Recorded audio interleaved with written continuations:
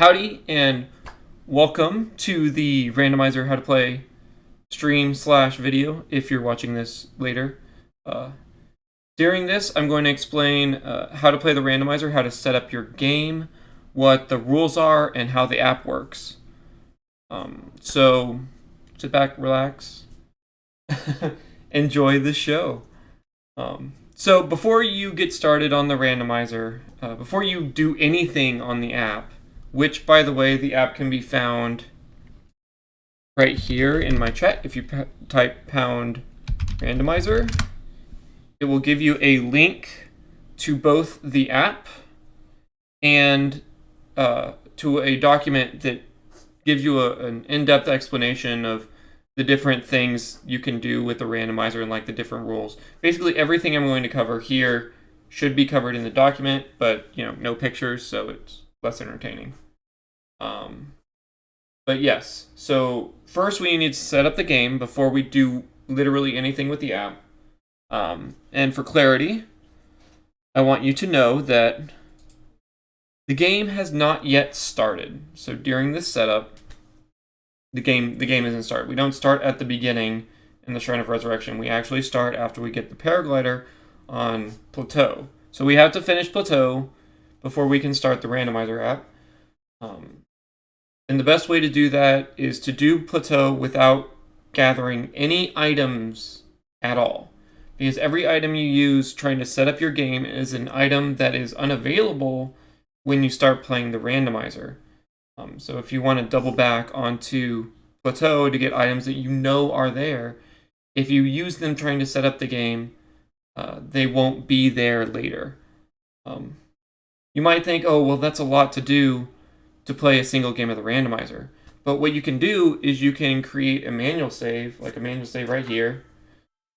And what that will do is that will keep your just after paraglider state, and then for the randomizer, just rely on your auto saves. Don't do any hard saves. It's a little punishing if you die or you have to reset, but it's not too bad, especially if you know where the autosaves happen. The autosaves happen whenever you get an item, like a Korok, open a chest. Autosaves also happen when you enter a battle. So if you get near a Lionel or you enter a Boko camp, you get an autosave. So if you die, you shouldn't lose that much progress. So it's really good to try and keep a save from right after you get paraglider and don't overwrite that save. Now me, apparently I don't have that save on this game, sadly, so I'm going to have to create that save.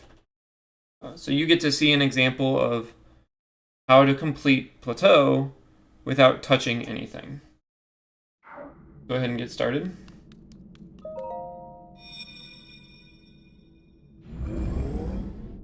Oh wow, my settings are bad on the TV. That is a Sheikah slate. Take it. So this should take approximately It will help 22 guide you minutes. after your long slumber. Oh, that's bad. I have input delay, so I have to change my TV settings. I was playing Pokemon, of course.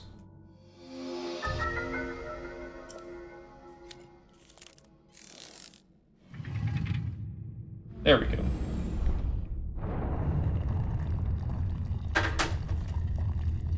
Sorry for that. One of the techniques you're going to see me use during this is whistle sprinting, and I'll explain that during the game, kind of as like a pro tip. Because whistle sprinting is super useful for the randomizer. And yes, Chucky. English, because I don't know. Like, English is good for people who are learning. But it's also, like, I have no idea what the menu prompts are. I don't have those memorized. So, yes, it's best if I do English. Link, you are the light. Our light. That must shine upon. So one of the things you may not think about, in fact, I'm pretty sure nobody thinks about when they first set up their game, is actually something that's very, very useful for like an 8% speedruns. And there is a bladed rhino beetle right outside this door and right along this path that you will scare if you run along the path. So in my effort to keep as many resources on Plateau as possible so I can just warp back and grab them during the randomizer, I'm actually going to sneak by these trees because I don't want to scare the bladed rhino beetles off to the right. So there's a little more time in the setup, but it's definitely worth it to have those bladed rhino beetles in the save file, at least for me. I don't know about you, but it's worth it for me.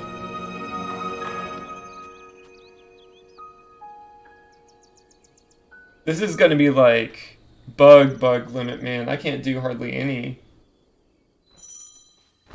like tricks or glitches without weapons.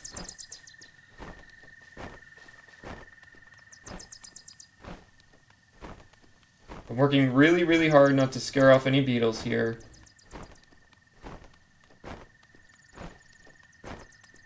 I believe I should be okay right about here. Yeah, that should be fine. There are also beetles in trees near bombs. I don't know if they spawn after I get off Plateau. Honestly, it won't matter because I grabbed the beetle in the beginning to make sure that... Because I believe Plateau spawns actually change based on like what you've done in the game. So the first thing I'm going to do in my randomizer, I'm going to grab the bladed rhino beetle. But that'll be in the randomizer playthrough. I'm not going to go through that in the tutorial.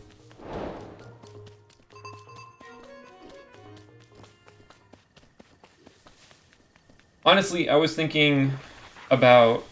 I was kind of hoping that I had this save file already set up, because then I could just talk through it, but this will be good because I can...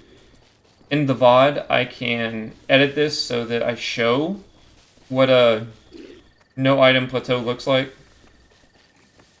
I'll just put it on like 5 times speed or something like that and zoom through it in like a minute.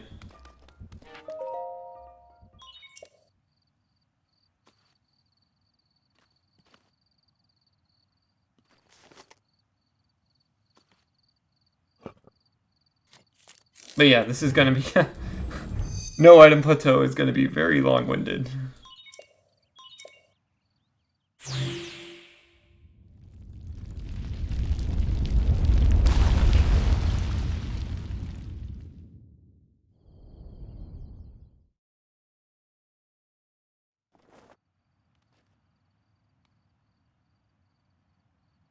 So Chucky, where exactly are you stuck in your randomizer? Something I can help with?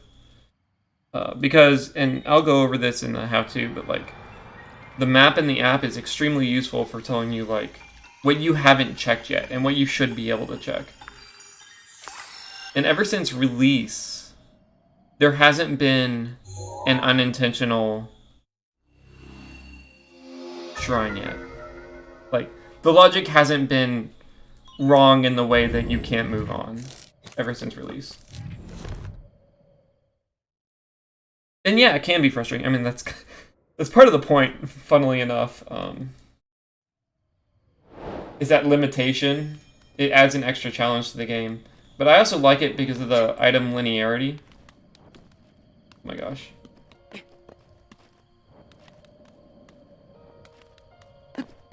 What do you mean by a false negative?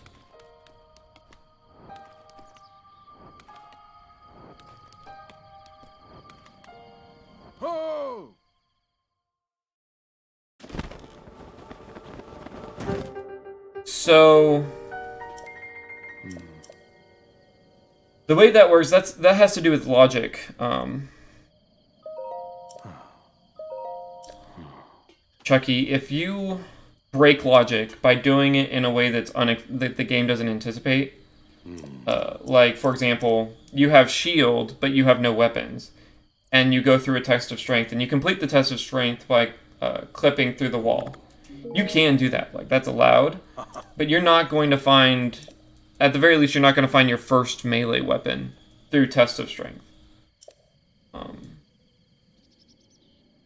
So if you're looking for all 3 weapons and all you do is tests of strength, you're not going to find all 3. You're going to find 2, possibly. So that's why following the map and following the logic is generally recommended, but if you want to try to shortcut it, you can. So like there's a give and take there. I like to break logic, but I like to break logic in a limited way so I don't get lost on what I do and don't have. Because on that same effect, right? Let's say you cheese a bomb required shrine, right? And the bomb required shrine gives you a melee weapon. Or non-melee weapon. Oh, let me think this through. You cheese a bomb required shrine, and the shrine gives you... What am I doing? I'm thinking about this wrong. I'm trying to think a double-layered logic issue. But basically, if you cheese a shrine that gives you bombs, and then you go to a bomb required shrine, like you'll never be able to do that bomb required shrine to get stasis. Kind of thing. So any breaking of logic can cascade down later into the chain. So if you're lost and you're not finding items, it's always a good time to double back and clear out the shrines that the map says that you can do, if that makes sense. If you follow the map, you will be able to find everything. But you can cheese shrines. In fact, I do it a lot of times for, like, the last weapon. If I know there is one item that I absolutely need, and due to hints, I actually know where that weapon or that item is, I can... What's the word? I can just try to cheese the shrine where the last item is, so that I don't have to go look at any more shrines. How do I do this again? Oh yeah. Casual strats, man. I'm not good at them. I saw that coming. Oh, that'll work.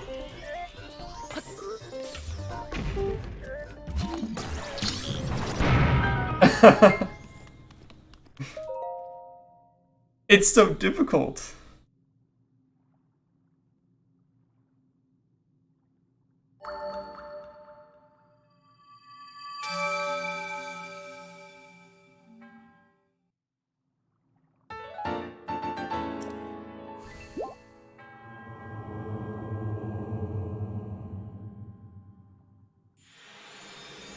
And yeah, Chucky, you'll see me consult the map multiple times on the playthrough, but I mostly have, at least the beginning shrines, I have them memorized.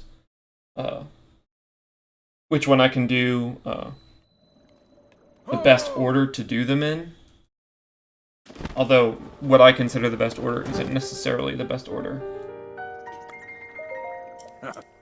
And also, I'm going to do... 9 Baron and 4 Way of the Hero settings. Because I like playing logic a lot. If you do like a low number of Baron areas, you end up prioritizing your early shrines. Just because of the shrine availability, I guess I should say. But if you have a high number of Baron areas,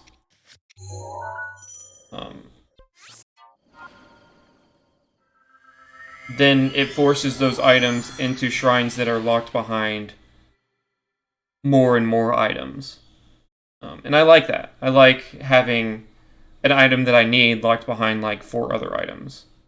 So that I have to think about the logic, and I have to think about what items I need to get, what shrines I should be going for first, what gambles I need to do, those kind of things. Alright, so once again, we're going to be coming up upon the tree that has a bladed rhino beetle. I am going to be very, very careful about it.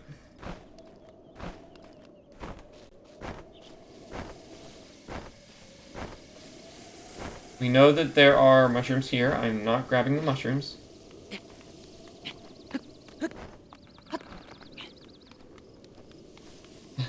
I honestly don't know if this is in range or not. Whatever. If it is, then I just lost that beetle, but it's not a big deal. I only need 1 beetle.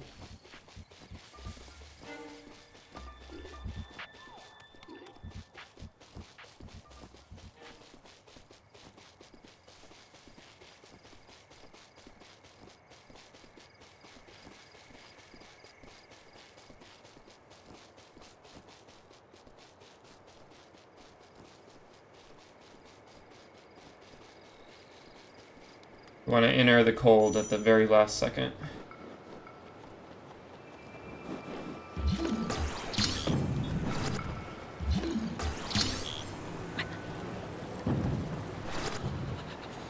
Work.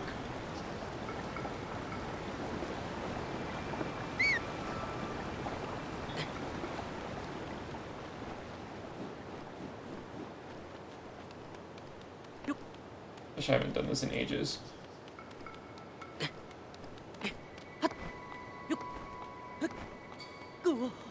That works surprisingly well.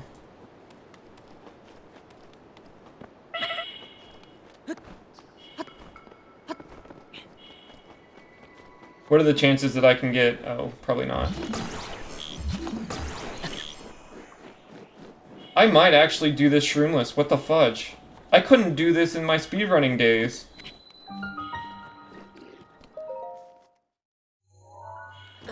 Oh! So close. So close. Actually, I could do shroomless, but it was like... It was a gamble. It wasn't all the time.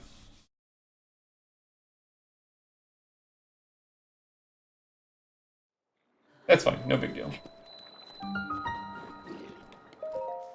Autosaves to the rescue.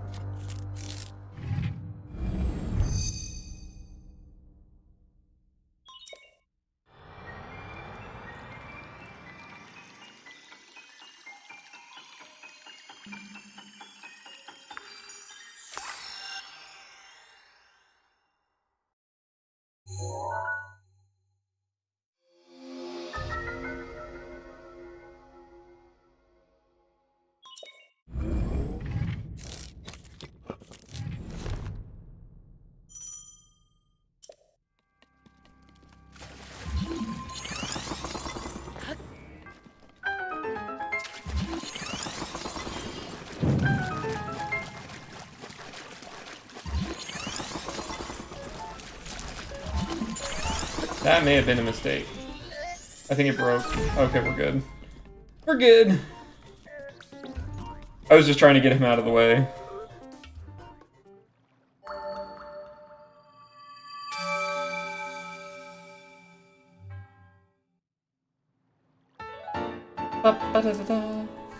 Cool beans. I wish I had a shield. I really do. But we're gonna have to take, I believe, a grand total of 1 death to get to stasis now. You know what I just realized? I didn't go to bombs. I was supposed to go to bombs before warping. That was a mistake on my part. No! Okay. Whatever. That'll just serve as an example. I would never grab that anyway, so... Whatever!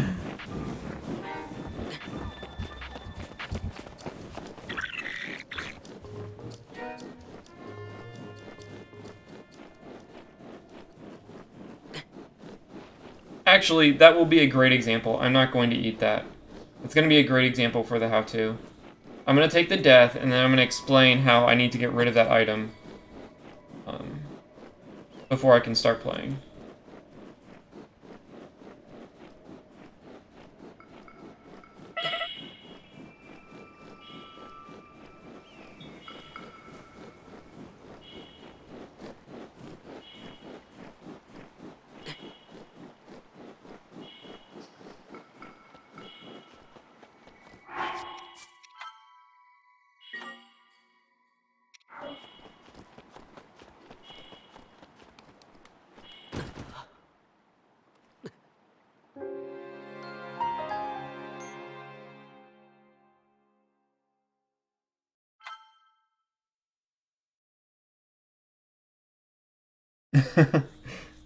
Patiently wait.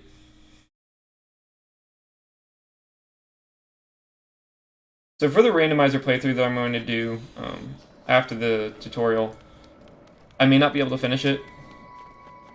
Randomizers are long. But I will do my best, rest assured.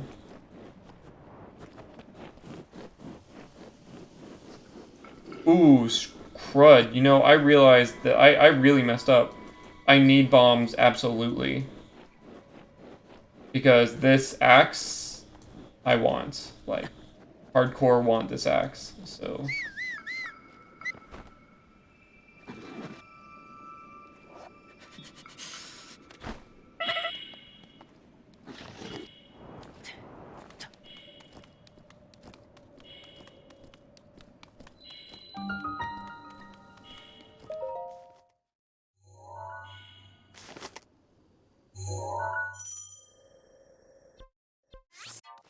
This is what happens when you don't set up this file very often.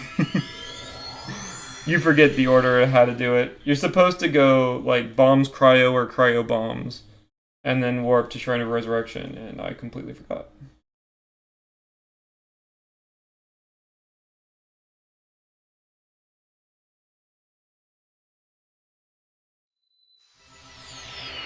Hey, old fart.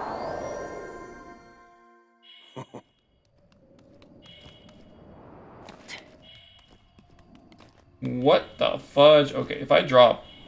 Okay, I didn't die. Good.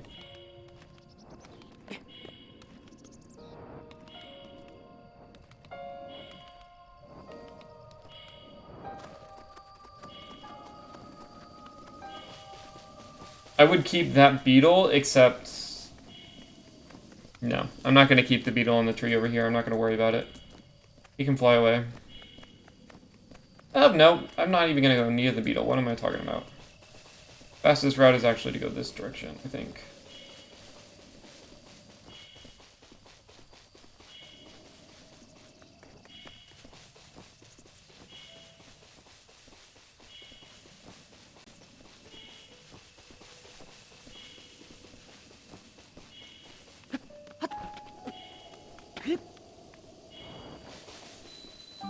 Damn, I can't PIL, but that's okay. We'll just use the old bomb strat.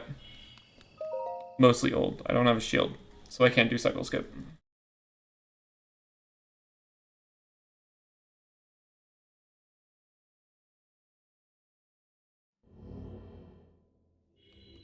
On the bright side, that's not a horrible waste of time.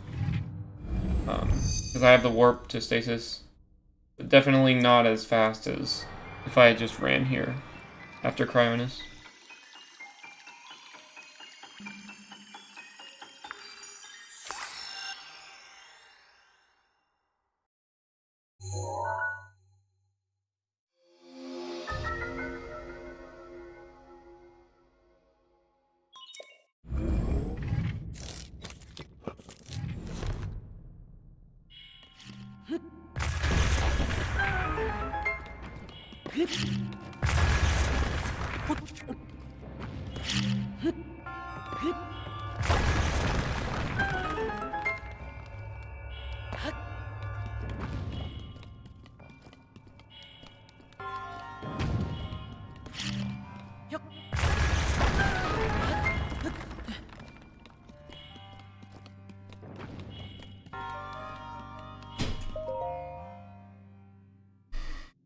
Almost there. We've almost got our files set up.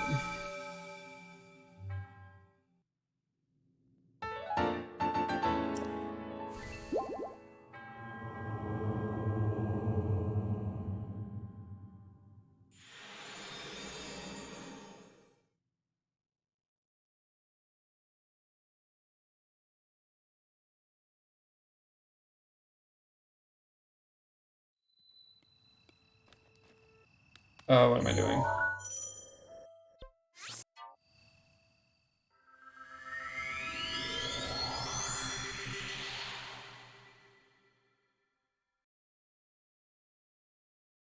Almost there, almost there.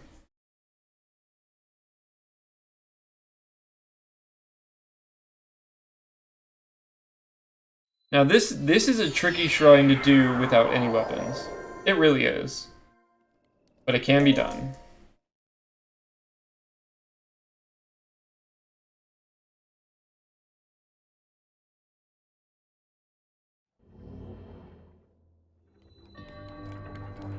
Wow, press the button, noob.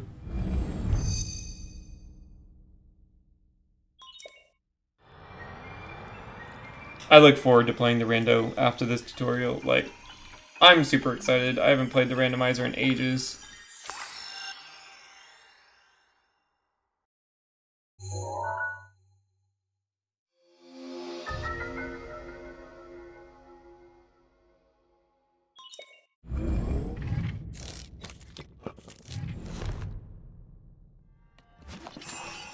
I can do that, right?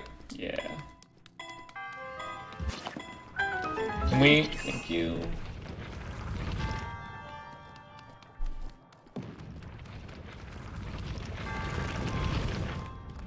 Okay, so here's the tricky part. You have to get 3 bomb hits on this.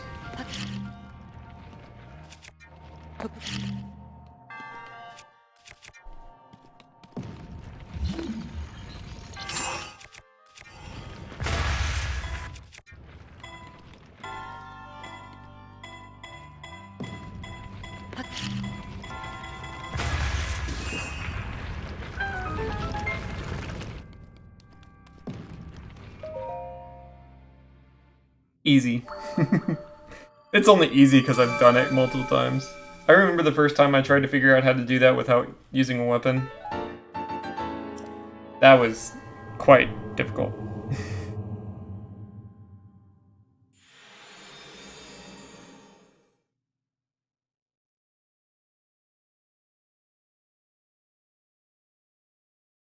Okay, so we're almost done.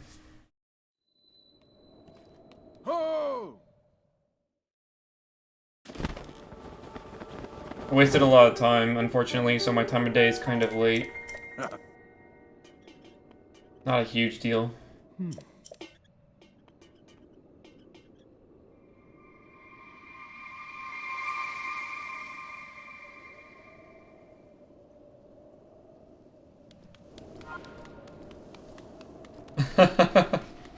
That's because you've only done any percent, Chucky.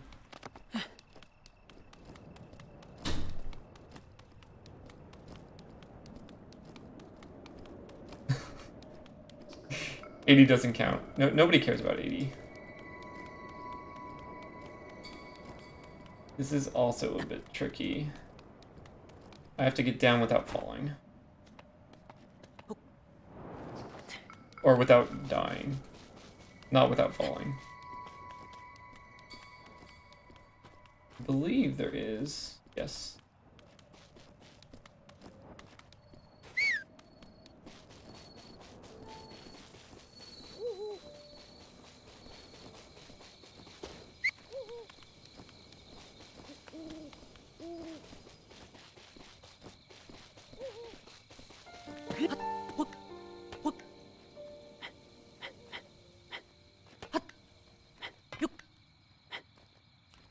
Yeah. I get that. Only hundo now? Man. That's crazy.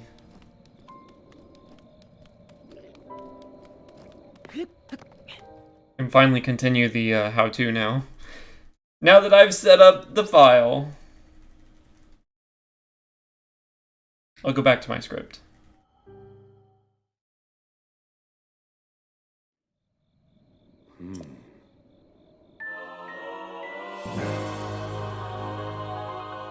Okay. We've gotten the paraglider. We are almost ready to start the randomizer. However, there are a few things left that I have to do before I can actually start playing the game. During my setup, during my plateau run, I ended up picking up some food items.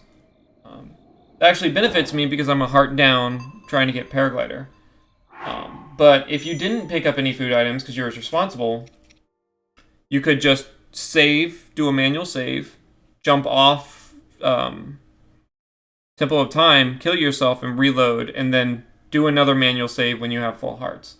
Since I accidentally picked up a food item, I have to use that food item before I can start the game.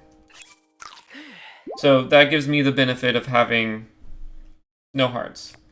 So as you can see, all of my other menus on here are blank. Like, I can't, there are no items here except for key items, but key items don't count. This is a required state before you can start the randomizer. You have to have absolutely no items in your inventory. So I've achieved that. I'm going to hard save.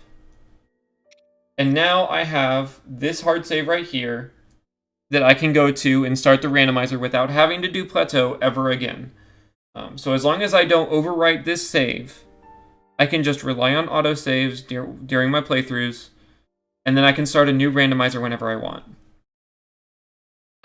Alright, so plateau is set up. Yay us. Now we have to set up the app.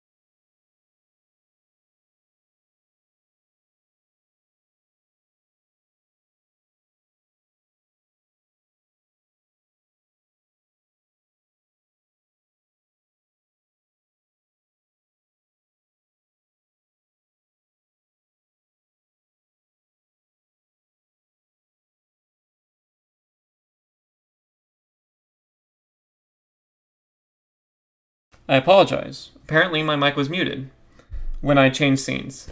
So now that we have Paraglider, we have to set up the game. To set up the game, you go to Menu, New Game, and that brings up your new game options. At the top, you have your seed, and that is, or let's go from the top. The game type option, you have your sanity and logic. The sanity is what you have to do in order to reveal items. In this case, you have to complete shrines. And the logic is what the game expects your skill level to be. Like, are you going to be performing glitches, or are you kind of more casual? Right now we only have one option, so the logic is accessible. Basically, accessible is anything a casual player can come up with in their head to complete a shrine. That's what's allowed.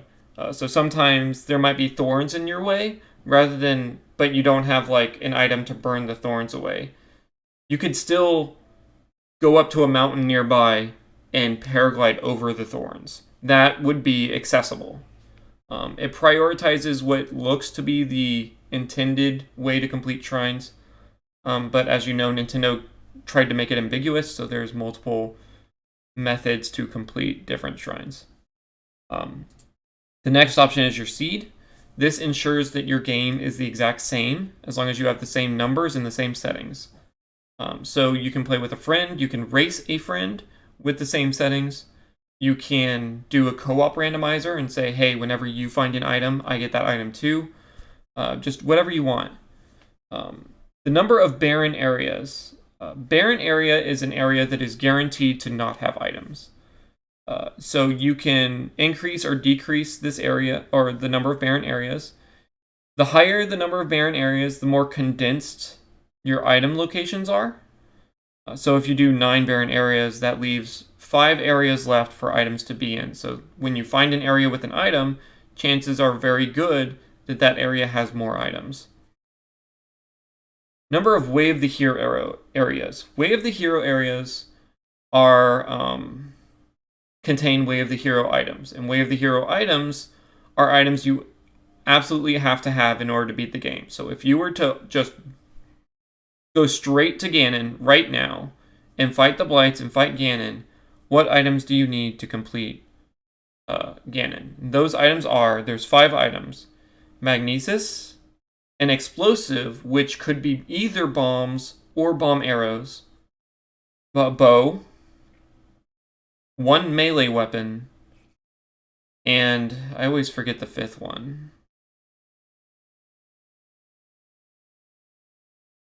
What's the 5th Wave the Hero item?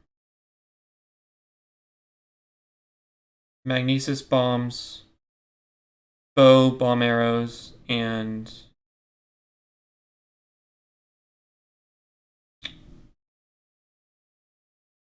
I feel like it's another rune. No, there's only 2 runes. Because you only have Stasis and Cryonis left.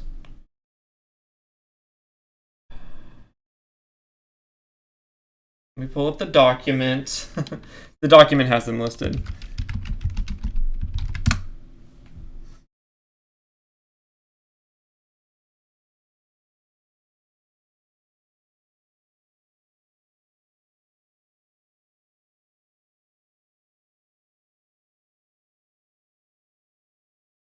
Okay. The Wave the Hero items are bombs or bomb arrows, magnesis, bow, any melee weapon, and the Bow of Light. Bow of Light is what I was forgetting. And the reason the Bow of Light is a Wave of the Hero, because technically you could get, or you could find Ancient Arrows and go complete Beast Ganon with that. But I wanted to give like a set you absolutely have to find at least one item kind of thing, even though you technically it's impossible to complete the game without finding at least one item. But I wanted that completion item to be the Bow of Light. So even though you can beat Beast Ganon with Ancient Arrows, you have to get the Bow of Light, or at least the game expects you to get the Bow of Light. Now, it's your own rule set, so technically you can do whatever you want, because this is a self-imposed randomizer. The game does not enforce these rules. The app enforces as many rules as it can, but ultimately it's up to you. So, to set up the game, select your settings, which we'll just stick with here, and you can hit Generate Seed. Now that will configure the game, configure what shrines have what items, and things like that. If you want to review your settings, maybe pass them on to a friend, you can see your seed, and the question mark 3-4 stands for the options that you chose, so that you can copy paste this. And then your verification text here are randomly selected letters based upon the seed in the settings, so that you can verify if you're playing with a friend that you guys actually do have the same configuration. So we have our app set up, we have our file set up, now we can actually start playing the game. So first I want to talk about the items on here, and I'm going to go bottom up because that's the easiest way to explain it. So bottom up, you have the Bow of Light, which is obvious, and the different arrow types: ancient arrows, bomb arrows, shock arrows, ice arrows, fire arrows, normal arrows, and the bow. Now the way the randomizer works, it's self-imposed. So you enforce on yourself a rule that you cannot use any of these items until you have unlocked it in the app by completing shrines. Now you see it doesn't list every single item in the game, like every single little item. What it does is it chooses item types. So at the bottom you have specific items because there are no alternate forms of these. But the bow is the first item that there are many different bows. But basically you cannot use any bows, you cannot equip any bows until you have unlocked the bow by completing shrines. If you get stuck and you kind of want to give yourself an out, you can give yourself an item. You can just say, hey, I have the sword. I highly recommend don't doing that because the game is tailored to make sure that you can complete all the shrines in the map. And I'll talk about the map later. But if you get stuck or if you want a handicap, you can give yourself items as you see fit. The next row up after the bow is you have your shield, a spear, any two-handed weapon. This includes Korok leaves, and then any sword. Now, something I want to mention about these melee weapons is that this includes elementals. And accessible logic expects you, if you have a melee weapon that has an elemental variant, it may expect you to find that elemental variant and use it to enter a shrine. So like if you're blocked by thorns, or if you have to light a torch, but you have a one-handed weapon, well then you have to go find the fireblade so that you can light the torch with the fireblade or burn down the thorns using that. The next row is a bit tricky. These are the special armor sets. The way this works is if you find a special armor set, say the Rito set, you can equip any of the armor pieces from the Rito set. So that means it shoes, the body, and the head armor pieces you can equip immediately the moment you find the Rito set. But you can only equip those items from the Rito set. You can't equip random other items. So you have the Rito set, Gerudo set, Fireproof set, and the Zora set. Now the game does not expect you to enter hazards without these special armor sets. So for the Rito set, the game says, hey, you don't have to do any shrine that requires you to go through a level 2 cold. Now if there's a way around the level 2 cold, then the game will expect you to do that. But if you have to enter level 2 cold to get to the shrine, it says, hey, don't worry about that until you find the Rito set. The Gerudo armor only locks shrines that you have to enter the Gerudo city for, which is, I believe, the Perfect Drink quest. Is the only one that you actually have to go into. Well, okay, there's two of them. There's the Perfect Drink quest and sand seal racing. Because for both of those, you have to enter the Gerudo town. Fireproof set, you don't have to do anything in Death Mountain that has like burning until you have the Fireproof set. Now there is one shrine that it's a quest shrine where you have to endure burning for a while, but the shrine forces you not to wear any armor, so you have to find an elixir. That shrine is not locked by the Fireproof set. And then the Zora set actually doesn't lock any shrines, ironically. There's a shrine that you can get to by completing Ruda, but you can also get to that shrine without the Zora set, so do not expect the Zora set to give you any progression. Now, the row above that is the generic head, body, and legs armor. This row is not related to the special sets. This is for those miscellaneous armor pieces, like the Phantom armor or the Barbarian armor. Those do not give you progression, but they're extremely useful for, like, say, fighting bosses. So as you find, like, the leg armor and the body armor, you can equip the Barbarian leg armor and the body armor. Next is your runes. Pretty self-explanatory. You can't use a rune until you find the rune in a shrine, not including Plateau. And that's another thing I want to talk about. So if we go back to the game, one of the things I would recommend is enabling Amiibo rune on your game, because let me tell you, you're going to accidentally use runes. Enable Amiibo rune on your game, and before you've unlocked runes, set it to Amiibo. I'm going to overwrite my manual save so it's there whenever I reload to play a new randomizer. That way, if I accidentally go to use a rune, I'm like, oh, it's set to Amiibo. That's right, I don't have it unlocked. And then when you unlock a rune, like say you unlock bombs, then you can set it to bombs just by default. And you're like, oh yeah, I have bombs unlocked. Okay. The next level are Divine Beasts. This isn't actually a randomized item. Divine Beasts are not randomized. This is more of a tracker to let you know that you've completed a Divine Beast. When you complete a Divine Beast, you click on the corresponding symbol to the one you completed, and it actually gives you a hint.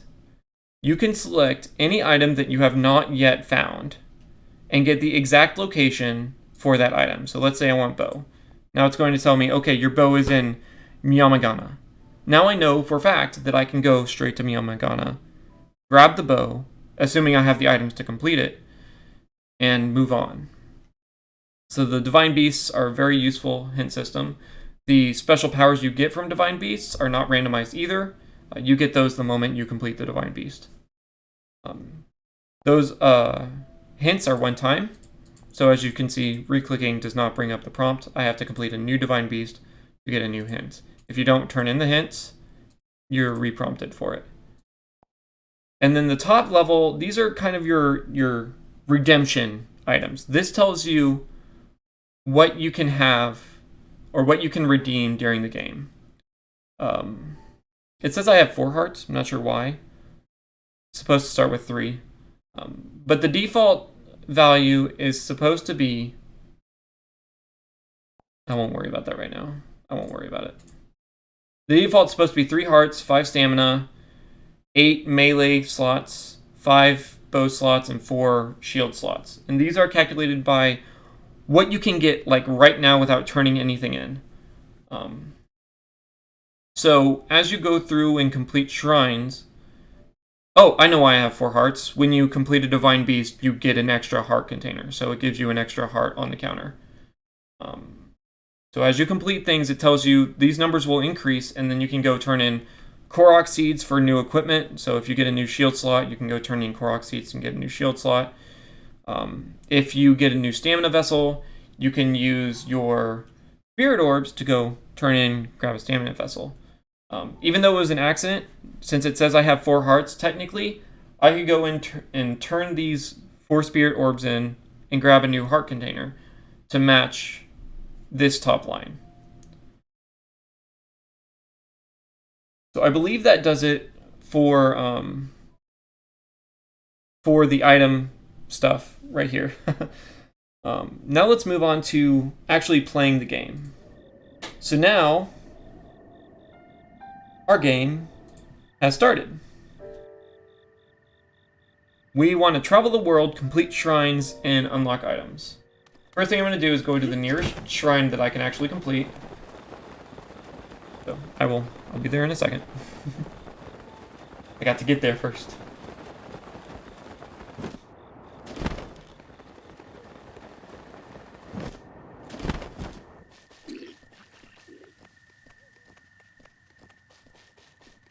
Do.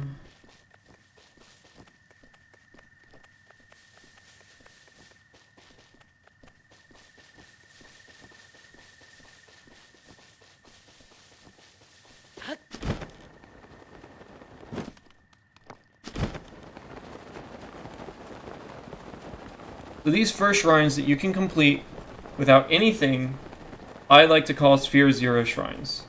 They don't require items, they just require your intuitive inventiveness in order to get through.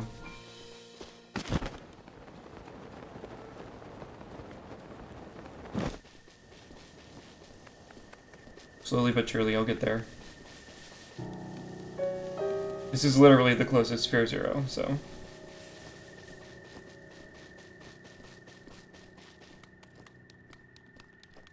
It's just over that hill.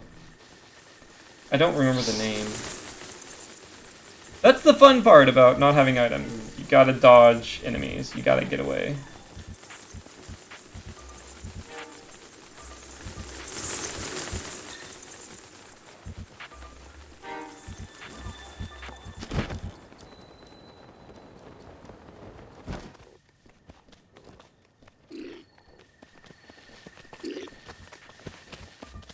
So we're arriving at the shrine. One of the things I like to recommend is that you type in the name of the shrine into the app right here, because it tells you the name, so you don't have to look it up.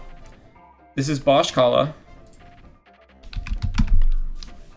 So when you get to a shrine, type in the name, select it, and then it gives you a prompt to complete the shrine. Cannot hit complete check until I've actually completed the shrine here. Now I have no idea, this is not planned, so I have no idea if this is going to give me an item or not. I really hope it does, because then I can show you what that looks like.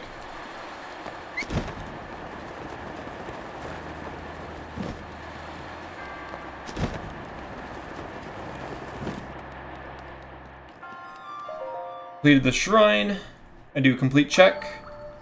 it gives me an extra shield slot. Now I can gather Korok seeds and turn them into get a new shield item. Unfortunately, that's not a progression item, but in general, that's, you know, that's how the game works. That's the core of the game here. Now, if I had, say, gotten bombs, it would have automatically highlighted the bombs item.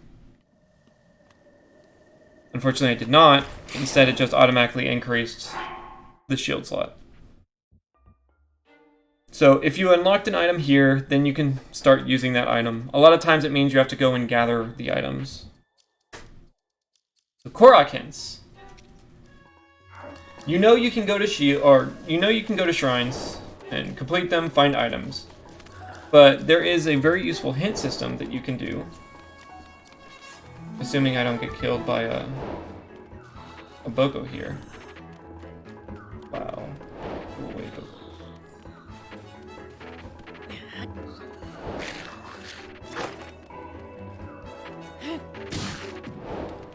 That seriously didn't do anything? Okay, forget it. I apologize. So I'm gonna go and collect Koroks. Real quick. I believe there are 5 Koroks right around here I can get quickly.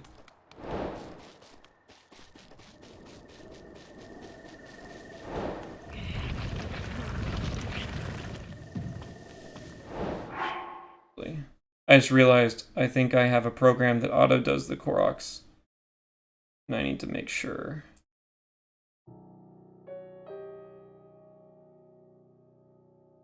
That, I need to make sure that my setup is right for that. I completely forgot.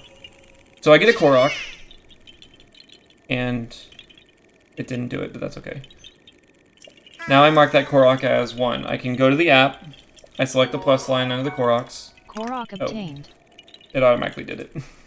I knew it was there. I just did it too early. It's oriented. You get a new hint every 5 Koroks you find.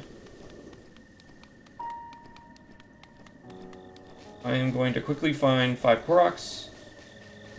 Show you what that looks like.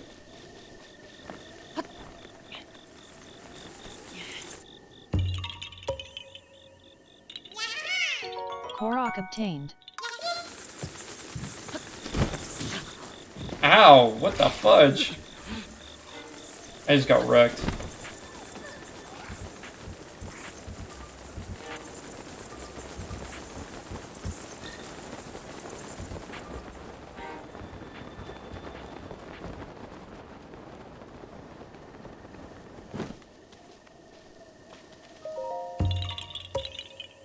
So what you're seeing with the auto Korok thing is I actually have a separate program that looks at my screen and tells me when I get a Korok and then automatically increases the number on its own. That is not related to the app. That's not related to the game. It's just a program that I made.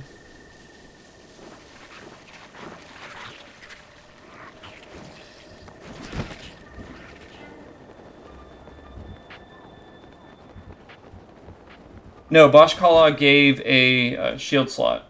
When I was demoing the game and selected a Divine Beast, that gave me a heart container. So I technically don't have that heart container, but for the purposes, like, it's a decent explanation. Korok obtained. Alright, so this Korok up here is going to be Korok number 5. And when I get said Korok,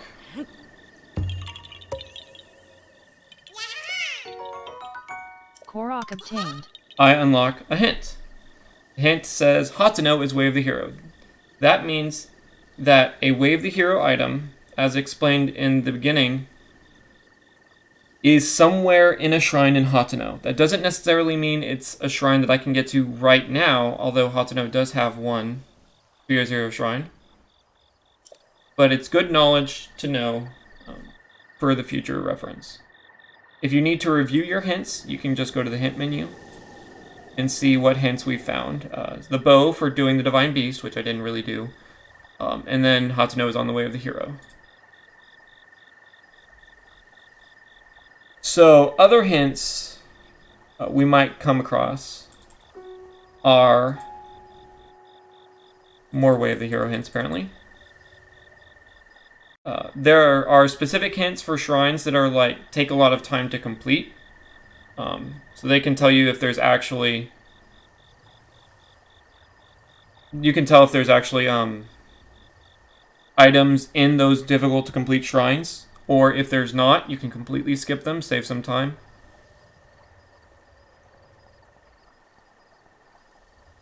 Cooling Peaks is on the Way of the Hero. Stamina Vessel. And then Foolish Choice Hints. That means that the area is barren. There are absolutely no items in the woodland areas.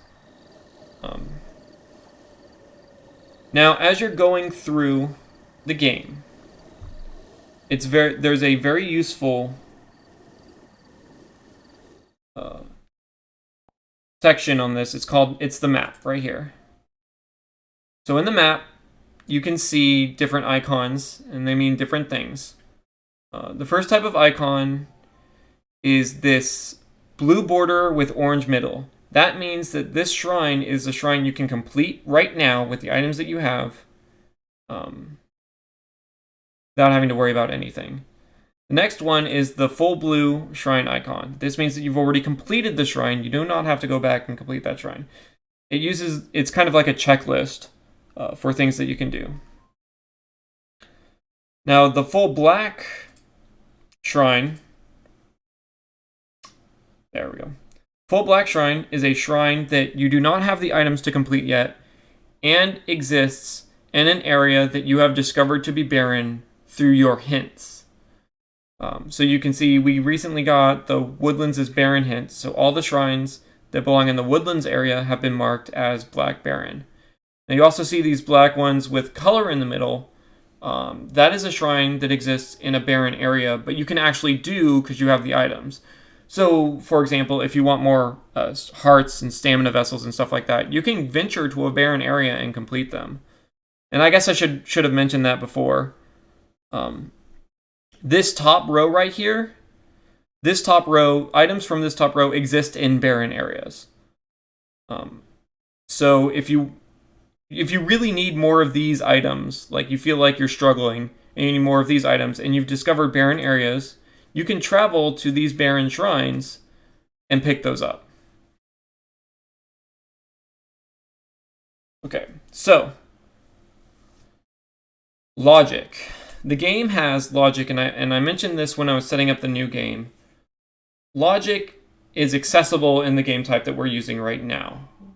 What does logic mean? Logic means that if there is a shrine that I don't have the items to do, like this shrine requires bombs to complete, I will not find bombs in a shrine that requires bombs to complete. That's what logic means. So all of these orange icons right here are items that not only say I don't have the items to complete, but the items that are required to complete these orange shrines will not be in them, if that makes sense. So I can't do a bomb lock shrine until there are bombs. And then suddenly the bombs is available. So if you are inventive, clever, or glitchy, and you can glitch into one of those orange shrines, you're not going to find items that you were originally required to have in order to complete that shrine. And likewise, that chains down the line. If there's a shrine that you need that has bombs, and you need bombs to complete one of the shrines, so let's say, for instance, this example's hard, but basically, if bombs unlocks melee weapons, then you cheesing a melee weapon, or you cheesing a shrine and then you find melee weapons, that melee weapon is not going to unlock bombs, if that makes sense, because you were expected to find bombs before finding the melee weapon. I know that's really confusing, but in general, if you just follow the map, follow the icons on the map, you'll never get stuck. Just complete all the shrines that have color in them, like blue border color in them, and you'll be good. Okay, now for the recommended rule set. I talked about several of the rules already, but I want to go over all of them in depth. So the first rule is the game starts after the paraglider is obtained. Obviously, you can't...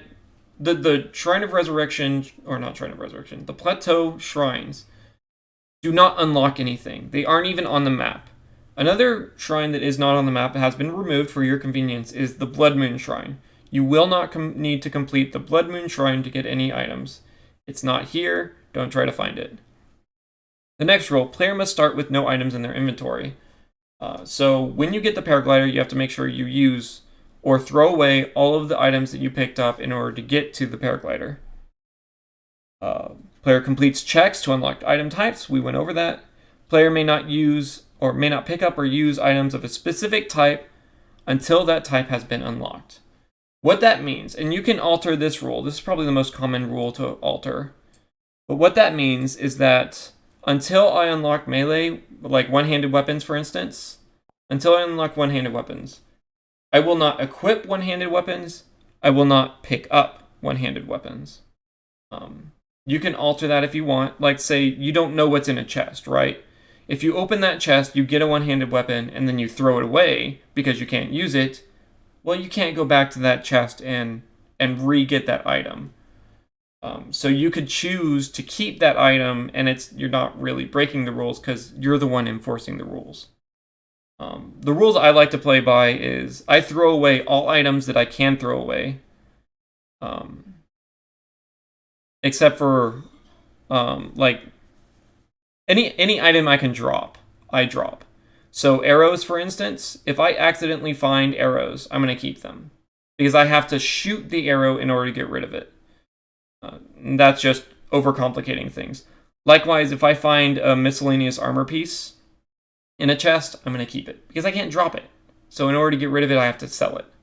But all other items, like the melee weapons, the shields, the bows, I'm going to drop if I accidentally grab one. Going back to the rules. Generic head body equipment refers to all equipment not listed on the tracker. So it refers to all equipment that's not a special set equipment. Player may use any piece of a special armor once it's been unlocked. So you don't need to unlock the generic head, body, legs in order to use a head, body, or leg piece of a special set, like the Rando set or the Zora set. Game is finished once you complete Ganon. It's obvious. The Bow of Light is required to beat Beast Ganon, so you have to find the Bow of Light. You can collect food and use horses freely from the start. You don't have to unlock horses. You don't have to unlock food. You can gather those as soon as you start playing. The reason I have you get rid of food at Paraglider is because pre-gathering food, it kind of takes away from the game. You want the game to start at Paraglider. You don't want this game to start at Plateau. Collect Korok Seeds unlocks hints. Completing towers unlocks hints. So completing towers is a lot like completing Divine Beasts. You put in the tower name in your search bar, select the tower, and then you can find the area location of any item of your choosing. Or no, that's not true. It's a yes or no answer for that area. So if you do Dueling Peaks Tower, for instance, and you want to say, hey, is bombs in the Dueling Peaks area? It'll say, you select bombs, you hit check, and here I can actually demo that for you.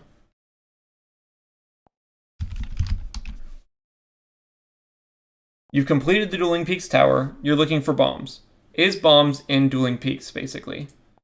Bombs cannot be found in Dueling Peaks. So now I know if I'm looking specifically for bombs, it's not going to be in Dueling Peaks, I can ignore it. Tower hints are very useful for like at the end of the game. If you're stuck and there's just one item you have to find, you can start going to each tower and checking them to see if that item you're looking for exists in that area. And if it's not, you can just ignore the area for that item.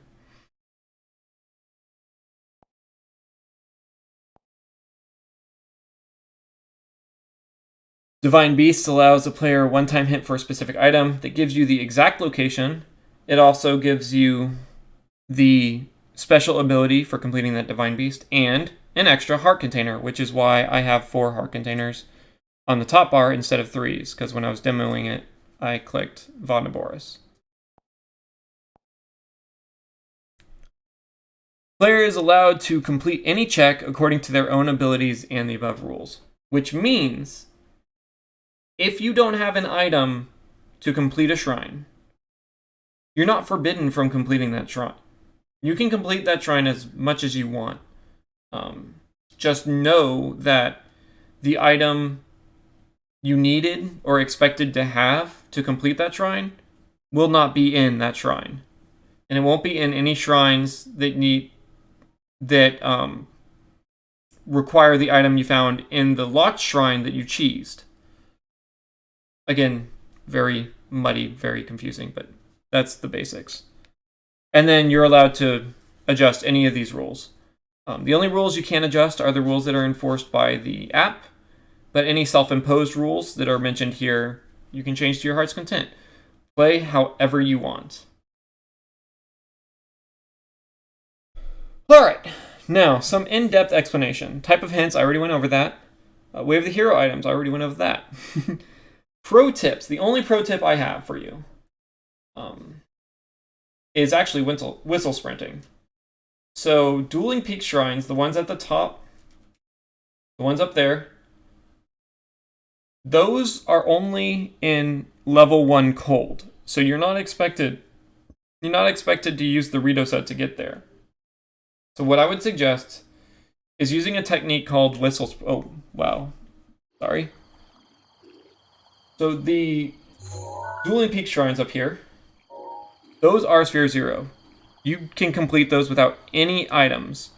That being said, they're in the level 1 cold, but level 1 cold is not locked by the Rando set. So you can either go make food to survive the cold, and while climbing dueling peaks, one of the most useful techniques is called whistle sprinting. It's actually a speedrunning technique, but it's very easy to do.